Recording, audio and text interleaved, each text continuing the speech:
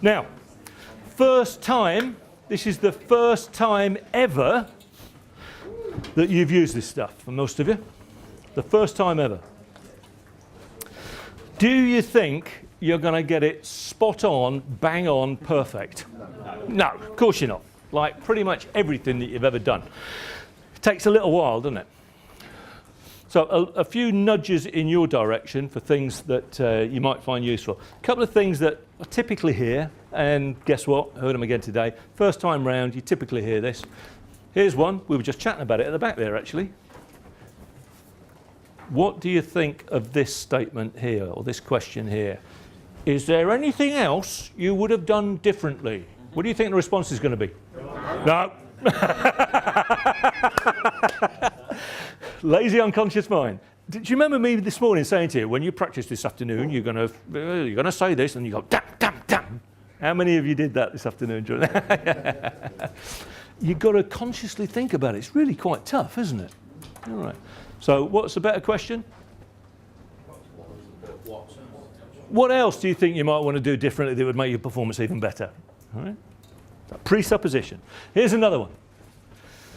We know that tell doesn't work. But what happens is we'll often find towards the end of the coaching session that the coach will want to summarize, sum it all up, and just make sure that he understands what he's got to do. And the tell will come out, and it goes like this. So, right, so what you're going to do, right, what you're going to continue to do, right, is you're going to do this, this, this, and this, right? Yes, boss. We don't want that. How much more powerful is it when we turn it round and we say, hey, Sean, so let's just summarize, shall we? What are the things that you're going to carry on doing really well? Tell me. And away we go. He's done the exploration. He's done the self-assessment. It's his commitment, not mine. It's his. So much more powerful. Let's expand on that. Whose action plan is it? Theirs.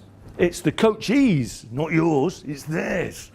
Who holds the pen? They do. It's their plan. So we're transferring ownership over to them. Now, if, obviously nobody in this room, but other people want to be controlling managers, and they just want to make sure that things get done. If that's the way that you've operated in the past, it's a big leap of faith to give the coachee the power and the authority to decide what they want to do. And I understand that. If you want to be an effective continuum begin fast coaching practitioner, then that's what we have to do. All right, guys, we're just talking about some of the language patterns that inevitably we'll hear that maybe, we need to practice on. We'll want to practice on. Things like what else rather than anything else, and things like the action plan belonging to the coachee, not to the coach, all right? So we give them the pen, it's their action plan. Other thing that's worth noting, you got to the stage where the coach was being coached by the observer. Yeah, some of you got around to that. What typically happens at that stage is the observer gets into, what's the word? Get into feedback mode. Yeah, well, I thought you did pretty well on the continuum begin, and you asked this question, and that was pretty good. What you should have done, of course, is what you should have done is years and years and years of operating in a certain way. We're not going to change that overnight, unless, of course, you make a decision to.